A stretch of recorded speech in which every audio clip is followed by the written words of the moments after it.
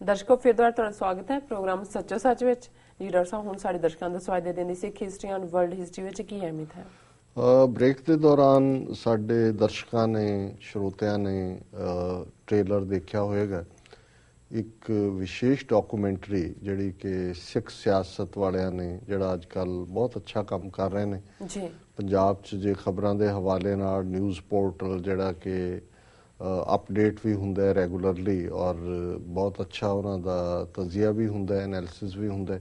ਅਤੇ ਉਹ ਜਿਹੜਾ ਸਿੱਖ ਸਿਆਸਤ ਹੈ, ਉਹਨਾਂ ਨੇ ਇਸ ਨੂੰ ਤਿਆਰ ਕੀਤਾ ਹੈ। ਅੱਧੇ ਘੰਟੇ ਦੀ ਡਾਕੂਮੈਂਟਰੀ ਹੈ ਜਿਹਦਾ ਨਾਂ ਆਊਟ ਜਸਟਿਸਡ। ਜੀ ਹੁਣ ਬੇਸ਼ੱਕ ਅੰਗਰੇਜ਼ੀ ਨਾਂ ਕਈ ਵਾਰੀ ਸਮਝ ਸ਼ਾਇਦ ਇੰਨਾ ਸੌਖਾ ਨਾ ਆਏ। ਜਸਟਿਸ ਅਸੀਂ ਇਨਸਾਫ ਨੂੰ ਕਹਿੰਦੇ, ਔਰ ਆਊਟ ਜਸਟਿਸਡ ਇੱਕ ਕੈਚੀ ਫਰੇਜ਼ ਵੀ ਹੈ ਕਿ ਵੀ ਜਿੱਥੇ ਜਸਟਿਸ ਵੀ ਮੁੱਕ ਗਿਆ ਔਰ ਉਸ ਜਸਟਿਸ ਦੇ ਦਾਇਰਾਕਾਰ 'ਚ ਗੱਲ ਨਹੀਂ ਆਉਂਦੀ। ਸੋ ਇਹ ਕੱਲ੍ਹ ਸ਼ਾਮ ਨੂੰ ਜਦੋਂ ਕਿ ਸਾਡਾ 8 ਤੋਂ 9 ਸ਼ੋਅ ਮੁੱਕੇਗਾ, ਔਰ 9 ਤੋਂ 9:30 ਜਿਹੜੇ ਆਮ ਤੌਰ 'ਤੇ ਮੋਟੀਵੇਸ਼ਨਲ ਸੌਂਗ ਹੁੰਦੇ ਨੇ, ਪਰ ਜਿਹੜਾ ਕੱਲ੍ਹ ਇਹ ਫਿਲਮ ਜਿਹੜੀ ਕਿ ਡਿਸਅਪੀਅਰੈਂਸਿਸ ਦੇ ਉੱਤੇ ਹੈ ਕਿ ਪੰਜਾਬ 'ਚ ਕੀ ਹੋਇਆ, ਕਿਵੇਂ ਜਿਹੜਾ ਪੁਲਿਸ ਨੇ ਜ਼ੁਲਮ ਕੀਤੇ, ਕਿਵੇਂ ਜਿਹੜਾ ਉਹ ਨੌਜਵਾਨੀ ਦਾ ਘਾਣ ਕੀਤਾ। ਮੈਂ ਬਹੁਤ ਕੁਝ ਨਹੀਂ ਦੱਸਣਾ ਚਾਹੁੰਦਾ, ਉਹਦਾ ਸਵਾਦ ਲੈ ਲਏਗਾ ਜਿਹੜਾ ਖਾਸ ਤੌਰ 'ਤੇ ਜਿਹੜੀ ਪੇਨ ਵੀ ਹੈ। ਸਵਾਦ ਇਹ ਤਾਂ ਨਹੀਂ ਹੈ ਕਿ ਕੋਈ ਇਹਦੇ 'ਚ, ਬਟ ਇੱਕ ਪਾਰਟ ਹੁੰਦਾ ਹੈ ਜਦੋਂ ਤੁਸੀਂ ਕਿਸੇ ਚੀਜ਼ ਨੂੰ ਖੁਦ ਦੇਖਦੇ ਹੋ, ਉਹਦਾ ਇੱਕ ਇੰਪੈਕਟ ਹੈ। ਔਰ ਇਹਦੇ ਨਾਲ ਮੈਂ ਅੱਜ ਸਾਡੇ ਕੋਲ 9:30 ਤੋਂ 10 ਜਿਹੜਾ ਸਾਡਾ TV 84 ਨਿਊਜ਼ ਹੈ, ਉਹ ਬੱਚੀ ਜਿਹਨੇ ਸਾਰੀ ਸਿੱਖ ਕੌਮ ਨੂੰ ਪ੍ਰਾਈਡ ਦਿੱਤਾ, ਜਿਹੜੀ ਮਨਬੀਰ ਕੌਰ, ਜਿਹੜੇ ਕਿ ਨਨਕਾਣਾ ਸਾਹਿਬ ਦੇ ਹੈੱਡ ਗ੍ਰੰਥੀ ਨੇ, ਭਾਈ ਪ੍ਰੇਮ ਸਿੰਘ, ਉਹਨਾਂ ਦੀ ਬੱਚੀ ਹੈ ਜੀ, ਔਰ ਜਿਹਨੇ ਬਹੁਤ ਅੱਛੇ ਟੌਪਰ ਲੈਵਲ ਦੇ ਮਾਰਕਸ ਲੈ ਕੇ ਮੈਟ੍ਰਿਕ ਦੇ ਵਿੱਚ ਇੱਕ ਹਿਸਟਰੀ ਸਿਰਜੀ ਹੈ ਉੱਥੇ ਸਿੱਖ ਬੱਚੀਆਂ ਦੇ ਹਵਾਲੇ ਨਾਲ ਵੀ, ਔਰ ਦੂਸਰੀ ਕਮਿਊਨਿਟੀ 'ਚ ਵੀ। ਔਰ ਇਹ ਨਿਊਜ਼ ਜਿਹੜੀ ਹੈ ਈਵਨ ਪਾਕਿਸਤਾਨ ਮੀਡੀਆ ਨੇ ਵੀ ਇਸ ਨੂੰ ਛਾਪਿਆ, ਭਾਰਤ ਦੇ ਵਿੱਚ ਤਾਂ ਛਪਿਆ ਹੀ ਹੈ। ਸੋ ਅਸੀਂ ਜਿਹੜਾ ਉਸ 15 ਸਾਲਾ ਬੱਚੀ ਜਿਹੜੀ ਬਹੁਤ ਸੁੰਦਰ ਕੀਰਤਨ ਵੀ ਕਰਦੀ, ਔਰ ਸਾਡੇ ਕੋਲ ਉਹਨਾਂ ਦੇ ਜਿਹੜੀ ਹੈ ਪ੍ਰਗਟ ਪਈ ਸਗਲੇ ਜੁਗ ਅੰਤਰ ਗੁਰੂ ਨਾਨਕ ਕੀ ਵਡਿਆਈ, ਇਸ ਸ਼ਬਦ ਨੂੰ ਵੀ ਉਹਨਾਂ ਨੇ ਗਾਇਨ ਕੀਤਾ ਹੈ, ਜਿਹੜਾ ਆਲਰੇਡੀ ਸਾਨੂੰ ਉਹਦਾ ਮਿਲੀ ਹੈ ਕਲਿੱਪਿੰਗ।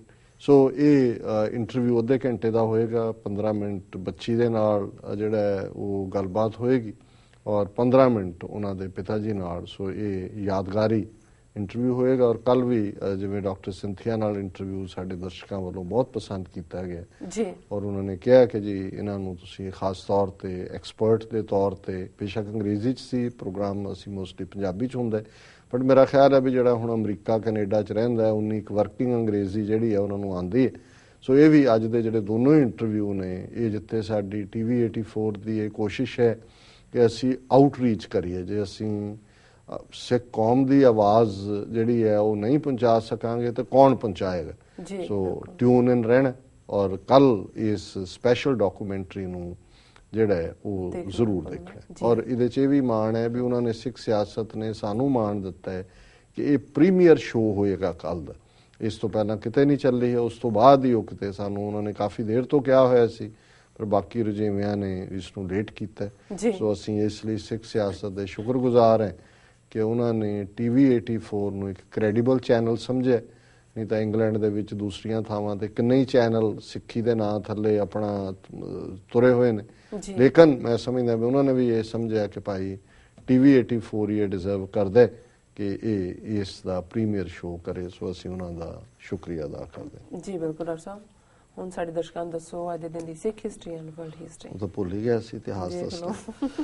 1923 'ਚ ਅੱਜ ਦੇ ਦਿਨ ਸ਼ੁਰੂ ਹੋਇਆ ਜੈਤੋ ਦਾ ਮੋਰਚਾ, 1925 'ਚ ਸਮਾਪਤ ਹੋਇਆ ਕਿ ਜੀ ਹੁਣ ਅਖੰਡ ਪਾਠ ਕੰਪਲੀਟ ਕਰ ਲਓ। ਪਰ ਜਿਹੜਾ ਅਸਲੀ ਮੁੱਦਾ ਸੀ ਕਿ ਨਾਭੇ ਦੇ ਰਾਜੇ ਨੂੰ ਗੱਦੀ ਤੇ ਬਿਠਾਣਾ, ਉਦੋਂ ਤੱਕ ਮੁੱਕ ਗਿਆ ਸੀ। ਗੁਰਦੁਆਰਾ ਐਕਟ ਸਾਹਮਣੇ ਆ ਗਿਆ, ਅਕਾਲੀਆਂ ਨੂੰ ਵੀ ਹੋਇਆ ਵੀ ਹੁਣ ਗੋਲਕਾਂ ਵੱਲ ਤੁਰੋ। 1947 ਦੇ ਵਿੱਚ ਇੱਕ ਇਸ਼ੂ, ਜਦੋਂ ਕਿ ਆਲਮੋਸਟ ਮਾਊਂਟਬੈਟਨ ਗਵਰਨਰ ਜਨਰਲ ਬਣਿਆ, ਡਿਵਾਈਡ ਕਰਨ ਦੀ ਲਾਈਨ ਆਈ, ਰੈੱਡ ਕਲਿਫ ਆ ਗਿਆ, ਰੈੱਡ ਕਲਿਫ ਅਵਾਰਡ ਬਾਅਦ ਦੇ ਵਿੱਚ ਆਇਆ। ਉਦੋਂ ਇੱਕ ਮੰਗ ਇਹ ਵੀ ਉੱਠੀ ਸੀ ਕਿ ਵੀ ਨਨਕਾਣਾ ਸਾਹਿਬ ਨੂੰ ਵੈਟੀਕਨ ਦਾ ਸਟੇਟਸ ਦਿੱਤਾ ਜਾਏ, ਪਰ ਕਾਂਗਰਸ ਸੀਰੀਅਸ ਨਹੀਂ ਸੀ ਇਸ ਦੇ ਲਈ। ਉਹ ਤਾਂ ਸਿੱਖਾਂ ਨੂੰ ਬਰਬਾਦ ਕਰਨ ਤੇ ਤੁਲੀ ਹੋਈ ਸੀ ਔਰ ਸਿੱਖਾਂ ਮੁਸਲਮਾਨਾਂ ਦੀ ਨਫ਼ਰਤ ਜਿਹੜੀ ਹੈ ਉਸ ਨੂੰ ਉਹ ਹਵਾ ਦੇ ਰਹੀ ਸੀ। ਸੋ ਇਹ ਗੱਲ ਉਦੋਂ ਹੀ ਰੁਲ ਰਲ ਗਈ। ਪਰ ਅੱਜ ਦੇ ਦਿਨ ਇੰਗਲੈਂਡ ਦੇ ਵਿੱਚ ਇੱਕ ਪ੍ਰੋਟੈਸਟ ਕਰਕੇ ਸਿੱਖਾਂ ਨੇ ਜਿਹੜਾ ਉਹ ਮੈਮੋਰੈਂਡਮ ਦਿੱਤਾ ਸੀ ਇਸ ਲਾਈਨ ਤੇ। 1978 ਚ ਦਲ ਖਾਲਸਾ ਜਥੇਬੰਦੀ ਬਣੀ, ਜਿਹਦੇ ਪਹਿਲੇ ਮੁੱਖ ਜਿਹੜੇ ਪੰਜ ਸਨ ਮਹਿੰਦਰ ਸਿੰਘ ਦਿੱਲੀ, ਹਰਸਿਮਰਨ ਸਿੰਘ, ਹਰਜਿੰਦਰ ਸਿੰਘ ਦਲਗੀਰ, ਸਤਨਾਮ ਸਿੰਘ ਪੌਂਟਾ ਸਾਹਿਬ, ਜਸਵੰਤ ਸਿੰਘ ਠੇਕੇਦਾਰ। ਬਾਅਦ ਦੇ ਵਿੱਚ ਹਰਜਿੰਦਰ ਸਿੰਘ ਦਲਗੀਰ ਉਹਨਾਂ ਨੇ ਅਸਤੀਫਾ ਦੇ ਦਿੱਤਾ ਔਰ ਭਾਈ ਗਜਿੰਦਰ ਸਿੰਘ ਉਹ ਇਸ ਦੇ ਮੈਂਬਰ ਬਣੇ। ਔਰ ਦਲ ਖਾਲਸਾ ਅੱਜ ਵੀ ਕੌਨਸਟੈਂਟਲੀ ਇਹਨਾਂ ਸਾਰੇ ਸਾਲਾਂ 'ਚ ਖਾਲਿਸਤਾਨ ਦੇ ਮੁੱਦੇ ਤੇ ਦ੍ਰਿੜਤਾ ਨਾਲ ਪਹਿਰਾ ਦੇ ਰਹੀ ਹੈ। ਹੁਣ ਵੀ ਜਦੋਂ ਹਕੂਮਤ ਦਾ ਕ੍ਰੈਕਡਾਊਨ ਹੋਇਆ ਤੇ ਦਲ ਖਾਲਸਾ ਦੇ ਜਿਹੜੇ ਸੈਕਟਰੀ ਜਨਰਲ ਕੰਵਰਪਾਲ ਸਿੰਘ ਬਿੱਟੂ ਉਹਨਾਂ ਨੂੰ ਉਹਨਾਂ ਦੇ ਘਰੋਂ ਚੁੱਕਿਆ ਗਿਆ। ਵਰਲਡ ਹਿਸਟਰੀ ਦੇ ਹਵਾਲੇ ਨਾਲ ਹਾਲੈਂਡ ਨੇ ਸਾਰਾ ਬ੍ਰਾਜ਼ੀਲ ਦੇਸ਼ ਜਿਹੜਾ ਹੈ ਉਹ ਪੁਰਤਗਾਲ ਨੂੰ 8 ਮਿਲੀਅਨ ਗਿਲਡਰਸ, ਇਹ ਉਦੋਂ ਦੀ ਕਰੰਸੀ ਹੋਈ, ਉਹਦੇ 'ਚ ਵੇਚਦਾ ਸਾਰਾ ਦੇਸ਼। ਇਹ 1787 ਚ ਕਨਸਟੀਟਿਊਸ਼ਨਲ ਕਨਵੈਨਸ਼ਨ ਜਿਹੜੀ ਹੈ ਜਿਹੜੀ ਫਿਲਾਡੈਲਫੀਆ 'ਚ ਸ਼ੁਰੂ ਹੋਈ, ਜਿਹਦੇ 'ਚ ਕਿ ਸੰਵਿਧਾਨ ਬਾਰੇ ਡਿਬੇਟ ਸ਼ੁਰੂ ਹੋਈ। 1940 ਚ ਐਸਟੋਨੀਆ ਨੂੰ ਸੋਵੀਅਤ ਯੂਨੀਅਨ ਨੇ ਹੜੱਪ ਲਿਆ। 1945 ਚ ਹੀਰੋਸ਼ੀਮਾ ਤੇ ਜਿਹੜਾ ਅਸੀਂ ਡਿਸਕਸ ਕੀਤਾ 29 ਜਹਾਜ਼ਾਂ ਨੇ ਔਰ ਇਸ ਦਾ ਜਿਹੜਾ ਐਂਗੋਲਾ ਗਏ ਉਸ ਜਹਾਜ਼ ਦਾ ਨਾਂ ਸੀ ਬੰਬ ਸੁੱਟਿਆ ਔਰ ਇਸ ਨੂੰ ਈਵਨ ਜਿਹੜਾ ਇਹਦਾ ਕੋਡ ਨੇਮ ਰੱਖਿਆ ਗਿਆ ਸੀ ਲਿਟਲ ਬॉय ਜੀ। ਔਰ ਜਿਹੜਾ ਨਾਗਾਸਾਕੀ ਤੇ ਸੁੱਟਿਆ ਉਹਦੇ 'ਚ ਰੱਖਿਆ ਉਹਦਾ ਨਾਂ ਸੀ ਕੋਡ ਨੇਮ ਫੈਟ ਮੈਨ। 1962 ਚ ਜਮਾਇਕਾ ਜਿਹੜਾ ਹੈ ਉਹ 300 ਸਾਲ ਦੀ ਗੁਲਾਮੀ ਤੋਂ ਬਾਅਦ ਅੰਗਰੇਜ਼ਾਂ ਤੋਂ ਆਜ਼ਾਦ ਹੋਇਆ। 1965 ਚ ਫੈਡਰਲ ਵੋਟਿੰਗ ਰਾਈਟਸ ਐਕਟ ਜਿਹੜਾ ਹੈ ਉਹ ਬਲੈਕ ਵੋਟਿੰਗ ਰਾਈਟਸ ਦੇ ਥੱਲੇ ਪਾਸ ਹੋਇਆ।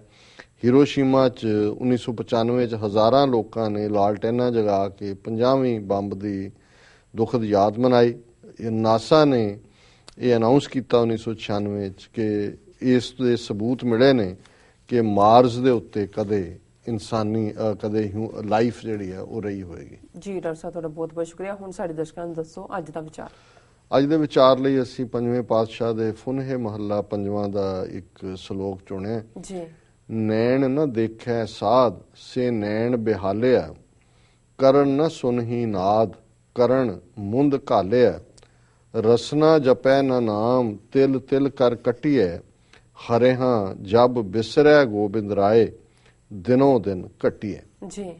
ਸੋ ਗੁਰੂ ਸਾਹਿਬ ਨੇ ਨੈਣ, ਕੰਨ, ਜ਼ਬਾਨ ਇਹਨਾਂ ਤਿੰਨਾਂ ਬਾਰੇ ਇਹ ਜਿਹੜਾ ਕਿਹਾ ਕਿ ਵੀ ਜਿਹੜੀਆਂ ਅੱਖਾਂ ਰੱਬ ਦੇ ਪਿਆਰਿਆਂ ਨੂੰ ਨਹੀਂ ਦੇਖਦੀਆਂ, ਸਾਧ ਦਾ ਮਤਲਬ ਕੋਈ ਚੋਲੇ ਵਾਲੇ ਸਾਧ ਨਹੀਂ ਹੈ, ਗੁਰਮੁਖ ਰੱਬ ਦੇ ਪਿਆਰੇ, ਸੇ ਨੈਣ ਬੇਹਾਲਿਆ, ਹਾਲ ਤੋਂ ਬੇਹਾਲ ਅਸੀਂ ਕਹਿੰਦੇ, ਉਹ ਨੈਣ ਵੀ ਬੇਹਾਲ ਹੋਣਗੇ ਜਿਹੜੇ ਰੱਬ ਦੇ ਬੰਦਿਆਂ ਨੂੰ ਨਹੀਂ ਦੇਖਦੇ। ਕਰਨ ਨਾ ਸੁਨਹੀ ਨਾਦ ਕਰਨ ਮੁੰਦ ਘਾਲੇ, ਜਿਨ੍ਹਾਂ ਕੰਨਾਂ ਦੇ ਵਿੱਚ ਵਾਹਿਗੁਰੂ ਦੇ ਪਿਆਰ ਦੀ, ਵਾਹਿਗੁਰੂ ਦੇ ਜਾਪ ਦੀ, ਵਾਹਿਗੁਰੂ ਦੀ ਸਿਫਤ ਸਲਾਹ ਦੀ ਆਵਾਜ਼ ਨਹੀਂ ਪੈਂਦੀ, ਗੁਰੂ ਸਾਹਿਬ ਕਹਿੰਦੇ ਉਹਨਾਂ ਕੰਨਾਂ 'ਚ ਵੀ ਪਲੱਗ ਪਾ ਦਿਓ, ਬੰਦ ਕਰ ਦਿਓ ਨਾ ਕੰਨਾਂ ਨੂੰ ਜੀ। ਰਸਨਾ ਜਪੈ ਨਾ ਨਾਮ ਤਿਲ ਤਿਲ ਕਰ ਕੱਟੀਏ, ਜਿਸ ਜ਼ਬਾਨ ਤੋਂ ਰੱਬ ਦਾ ਨਾਂ ਨਹੀਂ ਆਉਂਦਾ ਉਹਨੂੰ ਟੁਕੜੇ ਟੁਕੜੇ ਕਰ ਦੇਣਾ ਚਾਹੀਦਾ, ਬਿਟ ਬਾਈ ਬਿਟ ਉਹਨੂੰ। ਹਰਿਹਾਂ ਜਬ ਬਿਸਰੈ ਗੋਬਿੰਦ ਰਾਏ ਦਿਨੋਂ ਦਿਨ ਕੱਟੀਏ, ਕਿ ਇਹ ਗੱਲ ਯਾਦ ਰੱਖੋ ਦੁਨੀਆ ਦੇ ਲੋਕੋ ਕਿ ਜਦੋਂ ਗੋਬਿੰਦ ਰਾਏ ਨਿਰੰਕਾਰ ਦੀ ਯਾਦ ਭੁੱਲ ਜਾਂਦੀ ਹੈ, ਦਿਨੋਂ ਦਿਨ ਘਟੀਏ, ਫਿਰ ਤੁਹਾਡਾ ਡਾਊਨਫਾਲ ਸ਼ੁਰੂ ਹੋ ਜਾਂਦਾ, ਫਿਰ ਦਿਨ ਦਿਨ ਤੁਸੀਂ ਥੱਲੇ ਨੂੰ ਜਾਂਦੇ ਹੋ। ਤੇ ਜਦੋਂ ਯਾਦ ਆਉਂਦੀ ਹੈ ਆਨੰਦ ਪਿਆ ਮੇਰੀ ਮਾਏ ਸਤਿਗੁਰੂ ਮੈਂ ਪਾਇਆ। ਸੋ ਇਹ ਅੱਜ ਦਾ ਵਿਚਾਰ ਜੀ। ਰਸ ਨਾਲ ਆਪਣੇ ਵਿਊਅਰਸ ਕੋਲ ਨੇ ਇਜਾਜ਼ਤ। ਵਿਊਅਰ ਸਾਡੇ ਪ੍ਰੋਗਰਾਮ ਦਾ ਸਮਾਂ ਇੱਥੇ ਸਮਾਪਤ ਹੁੰਦਾ ਹੈ। ਤੁਸੀਂ ਆਪਣੇ ਰਾਏ ਤੇ ਸੁਝਾਅ ਸਾਨੂੰ ਭੇਜਣਾ ਨਾ ਭੁੱਲਣਾ ਸਾਡੇ ਇਸ ਪਤੇ ਤੇ sos@tv84.tv ਤੇ। ਅਸੀਂ ਆਪਣਾ ਪ੍ਰੋਗਰਾਮ ਲੈ ਕੇ ਫਿਰ ਦੁਬਾਰਾ ਹਾਜ਼ਰ ਹੋਵਾਂਗੇ। ਤਦ ਤੱਕ ਲਈ ਮੈਨੂੰ ਤੇ ਬਨਾਰਸ ਨੂੰ ਆਗਿਆ ਦਿਓ। ਬੁਲਾ ਦਿਓ ਫਤਿਹ। ਵਾਹਿਗੁਰੂ ਜੀ ਕਾ ਖਾਲਸਾ, ਵਾਹਿਗੁਰੂ ਜੀ ਕੀ ਫਤਿਹ।